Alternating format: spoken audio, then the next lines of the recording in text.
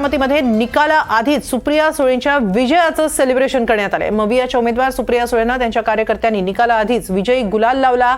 मतदानाच्या शेवटच्या दिवसापर्यंत अनेक नाट्यमय घडामोडी बारामती मतदारसंघात घडल्या। काल मतदान पार पडल्यानंतर सुप्रिया सुळे पुण्यातल्या वारजे भागात आल्या होत्या। तिथं खासदार सुप्रिया सुळेंना कार्यकर्त्यांनी विजयी गुलाल लावला। वारजे भागात सुप्रिया सुळे यांचं फटाके वाजवून आणि गुलाल लावून स्वागत करण्यात आलं। सुप्रिया सुळे यांनीही कार्यकर्त्यांचा मान राखत हे स्वागत आनंदाने स्वीकारलं। वाजली तुतारी, वाजली तुतारी। या संदर्भात अधिक माहिती घेऊया आमच्या प्रतिनिधी प्रतीक्षा पारखी यांच्याकडून। प्रतीक्षा, कालच मतदान झालेलं आहे बारामतीमध्ये आणि आज विजय गुलाल उधळला जातोय। नक्की हा विजय गुलाल होता की केवळ स्वागत होतं? काय नेमकं घडलं? खरं तर हा विजय गुलालच होता, कारण काल बारामतीचं जे मतदान होतं ते 56% झालेलं आहे।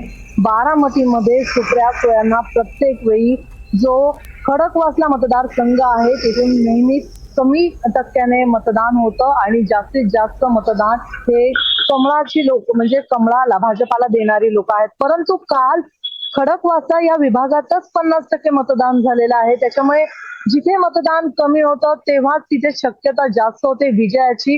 आणि सुप्रिया सुळेंचे हे जे मतदारसंघ आहे, जे कार्यकर्ते जमिनीवर उतरून काम करत आहेत आणि खडकवासला मतदारसंघासाठी त्यांनी ज्या प्रकारे कस लावला होता, ज्या प्रकारे मतदान त्यांना हवं होतं ते झालेलं आहे। आणि त्यांना ही जी टक्केवारी आहे बारामतीची जी 56% झालेली आहे, त्याच्यामुळे जर राजकीय विश्लेषकांचं म्हणणं ऐकलं तर एकीकडे असं कळतं की ही जी टक्केवारी आहे खडकवासल्याची 50% जी मतदान झालेलं आहे, त्याच्यामुळे कुठेतरी सुप्रिया सुळे यांचा विजय हा निश्चित मानला जातो।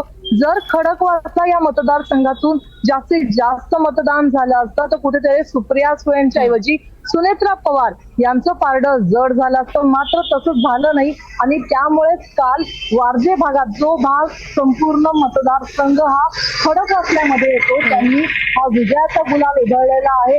कुठेतरी या टक्केवारीवरून सुप्रिया सुळे यांच्या विजयाची निश्चिती झालेली आहे आणि त्यामुळेच राजकीय विश्लेषकांनी ही विजय निश्चिती कळवल्यानंतरच या सर्व म्हणजे सचिन दोडगे यांनी हा विजयाचा गुलाल आणि फटाके वाजवून सुप्रिया सुळेंचं स्वागत केलेलं आहे। मात्र ही टक्केवारी काय उत्तर देते हे 4 जूनलाच कळणार आहे।